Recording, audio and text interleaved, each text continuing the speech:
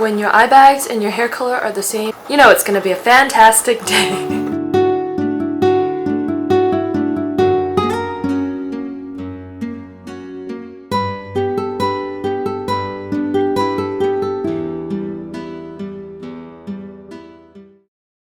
For the longest time, I was timid in speaking my mind, in standing up for something, or just expressing myself. And I'm proud to say now that I've become a lot more comfortable in being vocal about my thoughts, my needs, my wants, and I only hope to continue to be as straightforward, as direct and honest as I can so that I can just live to be unapologetically me. At the same time, I realize how difficult it really is to talk about feelings and just lay it all out there because it is scary and it does take a great deal of courage. So I want to talk about 6 ways in which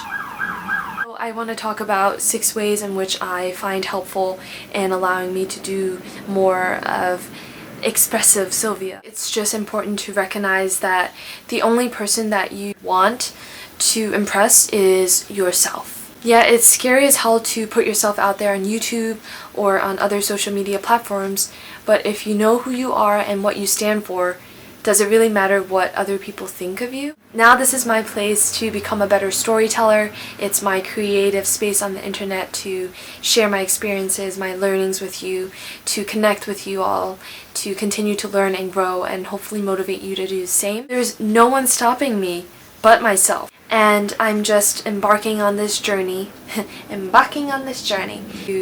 build a stronger and more genuine sense of self and not letting anyone or anything influence me otherwise. I actually waited a long time to make my blog go live last year. I was so hung up on the kinks, the format, and everything that I really didn't want to just kind of test things as they went along. I wanted it to be perfect. And the same thing with me like 2 years ago, just waiting 7 months in between my blog posts. I had a million of ideas and thoughts, but could not put them into action, could not push it out because I was paralyzed by the need to really craft the perfect message. And it was unfortunate because by the time I was ready to actually publish my content and ready to share, the opportunity had passed up because the topic became irrelevant. But here I am, years later than I've wanted to start this whole YouTube thing. I feel like I'm finally ready to let things go, let things flow, and make things happen. So I feel that social anxiety is just this state of mind which is a result of fear of the unknown, because we are also sometimes our own worst critic. Perceptions of us are not our reality. Prioritizing how we feel and what we think about ourselves is so much more beneficial than to spend time thinking about what others may think of us. And like the famous Gandhi once said, happiness is when what you think, what you say, and what you do are in harmony. You can't live by your values if you are living for the approval of others. And I couldn't agree more. When I acknowledge my emotions, I'm that much better at honoring how I feel. I'm allowed to feel upset. I'm allowed to feel hurt, and you are too. So knowing that our emotions are valid helps tremendously. It allows me to get in touch with who I really am. And to begin that process, I typically just think about how I'm feeling right now. I ask myself how I'm feeling and just probe deeper with if it's really how I feel, so that it's easier to get to the root of everything, of all the emotions, and then hopefully make it easier to actually verbalize. When I shrug away or suppress my emotions, it's not only ineffective in eliminating those thoughts and feelings, it just kind of resurfaces at a later date and just kind of harms you 10 times the amount that it initially would have. Whether you speak to yourself and let yourself feel through the motions, or you speak to another person about it, or if you write in a journal for your thoughts and emotions, it'll allow you to kind of understand or give you perspective about yourself, and then just better equip you for facing similar situations in the future. Asking questions is Has anyone noticed how closer and closer and closer I've been getting to the camera as I've went along this video? I can't tell you how amazing it is or how easy I find it to express myself in the form of a question. And at work I do it a lot with some of my colleagues, whether it's intentionally or by accident. A lot of times we would ask each other opinions on certain topics or just pose different questions, and it serves as a It serves as a great way to find out more about each other, to learn more, to further a bond, to feel heard, and just open up a conversation.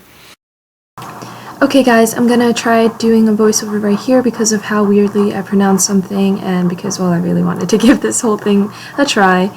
Anyway, there's this Facebook game called The Test, which is kind of fun if you haven't checked it out yet. Oop, let's get some focus going on here. Okay. You would just play against your friends and pick answers to questions you believe your friends would choose and vice versa. Basically tell you if you're right or wrong.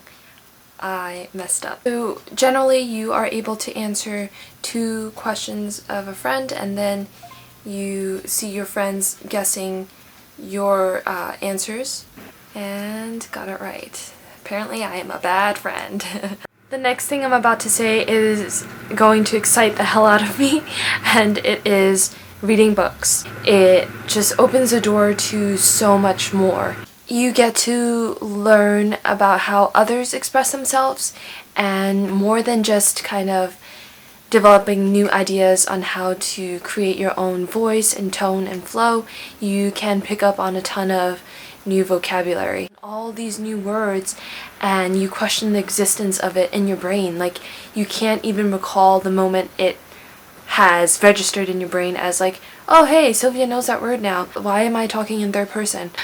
So anyway, learning new vocabulary allows me to better express myself and learn different ways of doing so. So I totally recommend it, and I challenge you to pick up a book or 2, and maybe in a future video I can feature some books that really have brought more meaning or impact, and books that I've really enjoyed so that I can recommend for you to check out. And this is another really important one, which is to let go of expectations and let go of outcomes.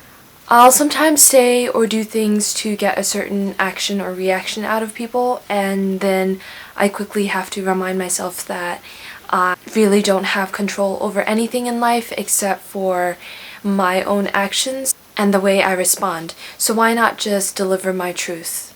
Letting go doesn't mean that I'm getting rid of anything. It's just kind of the meaning where I'm letting things flow or letting it be. So it's all about saying or doing things wholeheartedly without expecting anything in return. Because I find that when you let go of expectations, of situations, or of people, then you are actually able to admire things for what they are and see people for who and what they are without really making it all about you. Expectations just box us in, gets us stuck, and makes us fear outcomes. There are no guarantees in life. We can't change another person. We shouldn't waste our time and energy in trying. We're not in control of others' actions, and so the best that we can do is really to change the way we think or change the behaviors that we take. And the last thing I want to mention is practice, willingness to try, willingness to be brave and courageous. Over the years, I progressed by striking up conversations with people that I was already comfortable with to kind of get used to engaging in conversation, and then slowly moving on to initiating conversations with people I'm not particularly close with. Practicing with simple topics like things I'm interested in or passionate about, or even everyday situations like my commute to and from school or work allows me to really explore my authentic self when I'm in that kind of spontaneous interaction or conversation with others. And now I just want to conclude by reading to you an excerpt from this article that I came across by Rachel C. Lewis. So I will link it down in the description box below just in case you want to check it out. I love being horribly straightforward. I love sending text messages because how reckless can a form of digitized communication be? And telling people I love them and telling people they are absolutely magical humans and I cannot believe they really exist. I love saying kiss me harder and you're a good person and you brighten my day. I live my life as straightforward as possible because one day I might get hit by a bus. And there is nothing more risky than pretending not to care. We are young and we are human and we are beautiful and we are not as in control as we think we are. We never know who needs us back. We never know the magic that can arise between ourselves and other humans. We never know when that bus is coming. Isn't that beautiful? So yeah, I guess this is just a reminder for us to not take ourselves or life too seriously and just to enjoy the journey. It's something I'm still learning to do as well, and hopefully get closer to that reality as I progress throughout the year. Let's all honor ourselves and validate our own emotions, validate others' emotions, and just live a deeper and richer, meaningful life. And with that, I'm just going to say thank you for watching this video. See you soon. Hi. I want to say I love you. I know you do. Hey Mom. I love you. Mom, I love you. Hi, I'm sorry. I said I love you though. Love you too. I love you. My YouTube baby. So my YouTube video? Yeah. The topic was what? Huh? What was the topic?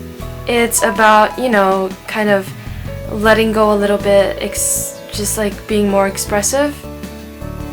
And yeah, so I thought it would be good to do it on you because I think I don't give you like, words of affection. I really... Wow, this is hard, man. Go ahead, bro. Come on. I just want to say that I care about you. I love you. See, that wasn't hard.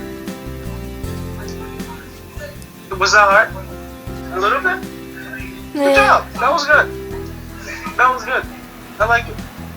I'll hear more often. I love you too.